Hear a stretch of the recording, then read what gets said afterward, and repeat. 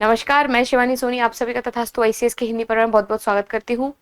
आज हम चर्चा करेंगे एक और अपने महत्वपूर्ण विषय पर, और वो विषय है हमारा web summit. Just a second.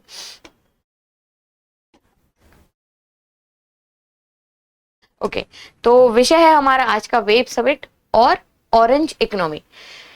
आपको लग रहा होगा कि ये दोनों टॉपिक अपने आप में अलग अलग हैं, पर नहीं, ये दोनों टॉपिक अपने आप में कहीं ना कहीं आपस में जुड़े हुए हैं। ठीक है, इसलिए इन दोनों को हम साथ में पढ़ने की कोशिश करेंगे। वेब्स का फुल फॉर्म क्या है? तो world audio visual entertainment summit. ठीक है, ये क्यों जरूरी है ये समिट? वैसे इतने समिट भारत में होते रहते हैं, क्या खास बात है इसमें?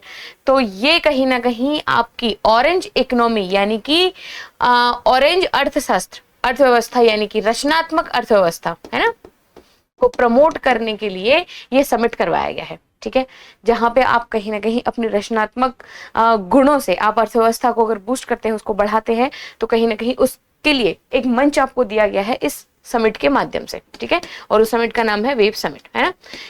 क्यों खास बात है और इस समिट में कि पहली बार ऐसा हुआ है कि भारत में इस समिट को आयोजित किया गया है, पहली बार। ठीक है, भारत में भी पहली बार कहाँ? तो पहली बार किया गया है मुंबई में। ठीक है, सबसे जरूरी।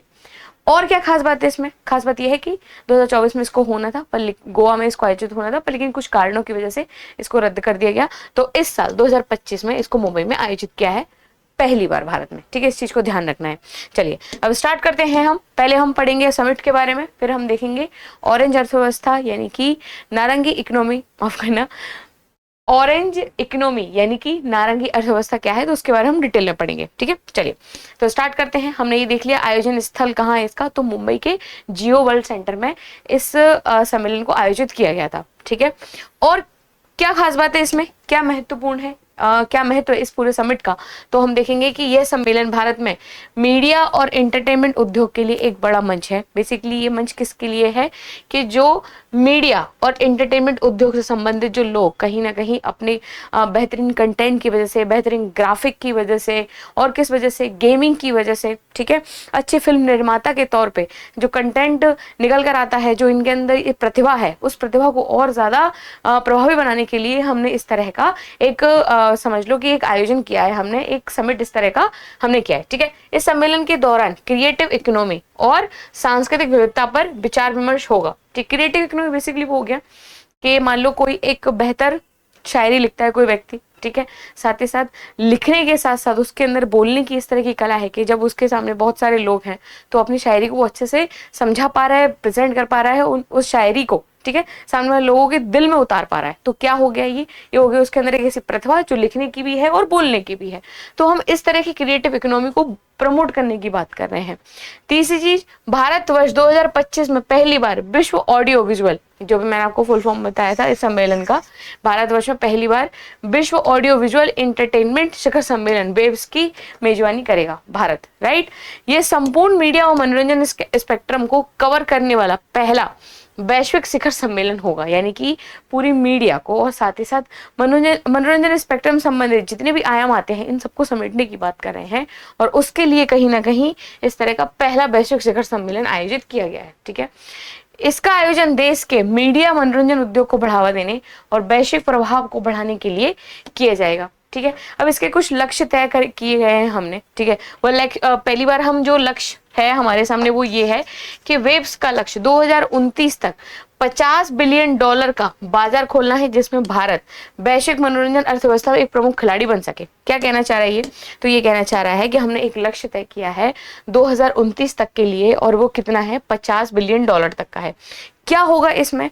तो इसमें हम ये चाहते हैं कि जो विदेशों से संबंधित, मान लो कोई फिल्म निर्माता कंपनी है विदेशों की, ठीक है, तो वो भारत में आए, ठीक है, भारत के साथ जो भारत में जो बॉलीवुड है उसके साथ मिलकर कहीं काम करें। ठीक है, हमें भी कुछ नया सीखने को मिलेगा। और दूसरी चीज हमारे सामने ये हो सकती है कि जो भारत की संस्कृति है वो अन्य देशों में भी कहीं ना कहीं फैलेगी, प्रमोट होगी, पता चलेगा अन्य देशों के लोगों की भारत की संस्कृति है क्या। ठीक है, तो इससे जो इकोनॉमी आएगी, वो इकोनॉमी का लक्ष्य हमने रखा है $50 बिलियन तक का, कब? 2029 तक के लिए। ठीक है, और क्या है इस वेव का उद्देश्य? ये तो महत्व हो गया, उद्देश्य देखते हैं हम। वही मीडिया मनोरंजन को प्रमुख खिलाड़ी के रूप में कहीं ना कहीं भारत को हम लेकर आना चाह रहे हैं। ठीक है, यानी कि मीडिया और मनोरंजन उद्योग के प्रमुख खिलाड़ियों के बीच संवाद हो, पहली चीज। नवाचार और व्यापार साझेदारी को बढ़ावा मिले कहीं ना कहीं। ठीक है। शिखर सम्मेलन में रुझानों, चुनौतियों और अवसरों पर चर्चा करें। हमारे जो फिल्म जगत को ही मैं आपको ज्यादातर बता रही हूँ एज एग्जाम्पल के तौर पे, क्योंकि हम उससे कहीं ना कहीं ज्यादा कनेक्टेड रहते हैं। पर लेकिन अब तो जैसे OTT प्लेटफॉर्म भी है हमारे सामने, और क्या है, गेमिंग है, ग्राफिक्स है, ठीक है। तो ये जो सारे क्षेत्र है ये कहीं ना कहीं आपके लिए, प्रतिभा के लिए एक नए अवसर लेके आएंगे। पर लेकिन इसमें कुछ चुनौतियां भी हो सकती है। चुनौतियां कैसे? डिजिटलीकरण की चुनौती, ठीक है। और ये बहुत सारे, जैसे कि मान लो कोई रिमोट एरिया है जहाँ पे कहीं ना कहीं आज भी, ठीक है, इंटरनेट संबंधित प्रॉब्लम है। पर लेकिन गाँव में रहने वाले जो लोग हैं उनके अंदर प्रतिभा बहुत है, पर लेकिन इस तरह की परेशानी की वजह से उनकी प्रतिभा बाहर नहीं आ पा रही है। तो ये कुछ चुनौतियां हैं और इन चुनौतियों पर चर्चा हुई इस सम्मेलन में, ठीक है। खासकर जब नई तकनीक है इस क्षेत्र को नया आकार देना है उस समय, राइट। आगे चलते हैं, आगे है अब मेन चीज अपना समिट के बारे में सिर्फ इतना ही था, ठीक है। अब बात करते हैं रचनात्मक अर्थव्यवस्था यानी कि ऑरेंज इकोनॉमी के बारे में कि ये है क्या। देखिए, ये आपको एक महिला दिख रही होगी जो अपनी प्रतिभा से इस तरह से काम कर रही है, ठीक है। ये एक कोई व्यक्ति होगा, ठीक है, जिसने इस तरह की हमारे गेम बनाया होगा, ठीक है, उसको डिजाइन किया होगा। तो जब कोई व्यक्ति अपने अंदर से इस तरह का कंटेंट निकाल के आए, ठीक है, जो कहीं ना कहीं अद्वितीय है, राइट, और जो लोगों को कहीं ना कहीं लुभा ले इस तरह के कंटेंट से, तो हम उसको बोल रहे हैं रचनात्मक अर्थव्यवस्था, ठीक है, यानी कि ऑरेंज इकोनॉमी। ये टर्मिनोलॉजी कभी कभी आपसे सीधा क्वेश्चन में पूछी जा सकती है कि ऑरेंज इकोनॉमी किससे संबंधित है। तो आपको अच्छे से समझ लो, और कहीं ना कहीं ये प्रश्न आगे पूछने के समय बहुत अधिक है, तो आप बता सकते हो कि orange economy is equal to रचनात्मक अर्थव्यवस्था हो सकता है, ठीक है। परिभाषा की अगर हम बात करें तो रचनात्मक अर्थव्यवस्था, ऑरेंज अर्थव्यवस्था आर्थिक वृद्धि और विकास में, है ना, रचनात्मक परिसंपत्तियों के योगदान और क्षमता पर आधारित एक विकासशील अवधारणा की हम यहाँ बात कर रहे हैं, ठीक है। इसमें मीडिया, मनोरंजन, विज्ञापन, विपणन, animation, visual effects, gaming, comics और विस्तारित वास्तविकता, ठीक है, आदि कहीं ना कहीं इसमें शामिल है। जो आज की दुनिया में आप जो देख रहे हो, यूट्यूब पे आप जो कंटेंट बना रहे हो, रील्स बना रहे हो, ठीक है, और एक बढ़िया सा सोशल मैसेज आप पूरे समाज के सामने रख पा रहे हो, तो ये आपका हो गया कंटेंट, ठीक है। और उस कंटेंट से आपको जो आर्थिक तौर पे लाभ हुआ, तो वो हम कहलाता है रचनात्मक अर्थव्यवस्था। क्लियर है। संयुक्त राष्ट्र ने इसके वैश्विक महत्व पर जोर देते हुए 2021 को सतत विकास के लिए रचनात्मक अर्थव्यवस्था का अंतरराष्ट्रीय वर्ष घोषित किया है। अब आप समझ सकते हो कि ये टर्मिनोलॉजी हमारे लिए कितनी ज्यादा इंपॉर्टेंट है, क्योंकि UN ने भी कहीं ना कहीं इसके लिए अंतरराष्ट्रीय वर्ष घोषित करने की बात करी गई है, ठीक है। भारत का, अब थोड़ा सा भारत का स्थान देख लेते हैं हम। भारत का मीडिया और मनोरंजन उद्योग में भारत का स्थान है 5वां, ठीक है, जिसमें से पहला स्थान है किसका? अमेरिका का। पर 2028 तक 44.2 अमेरिकी बिलियन डॉलर तक पहुंचने का क्या कर रहे हैं हम? अनुमान लगा रहे हैं। जो पहले हमने देखा था वो 2029 तक का था, ठीक है। ये जो हमारा लक्ष्य है, ये हमारा लक्ष्य बता रहा है 2028 तक का, ठीक है। तो मैं उम्मीद करती हूँ आपको वेब समिट समझ में आया होगा कि वेब समिट क्या है, और रचनात्मक अर्थव्यवस्था भी समझ में आया होगा कि रचनात्मक अर्थव्यवस्था का मतलब क्या होता है, ठीक है।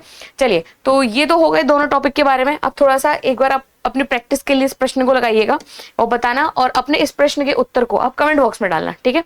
प्रश्न है आपका, वेब्स 2025 का प्राथमिक लक्ष्य क्या है? तो आपका पहला ऑप्शन है भारत के कृषि निर्यात को बढ़ावा देना, भारत के मीडिया और मनोरंजन उद्योग इसके वैश्विक प्रभाव को बढ़ावा देना, भारत की सैन्य रणनीति पर चर्चा करना, भारत में पारंपरिक कला रूपों को बढ़ावा देना, ठीक है। तो जो भी आपका उत्तर है आप इसको कमेंट बॉक्स में डाल सकते हो। तो ये थी आपकी इस महत्वपूर्ण विषय पर कुछ चर्चाएं, और कहीं ना कहीं ये पहली बार भारत में आयोजित है, इसलिए कहीं ना कहीं समिट बहुत जरूरी है। और ऑरेंज इकोनॉमी अपने में टर्मिनोलॉजी बहुत ज्यादा जरूरी है कि ये किससे संबंधित है, इसलिए कहीं ना कहीं आपके सामने एक छोटी सी इन्फॉर्मेशन आपके सामने। तो मैं उम्मीद करती हूँ आपको ये क्लास पसंद आएगी। Thank you so much.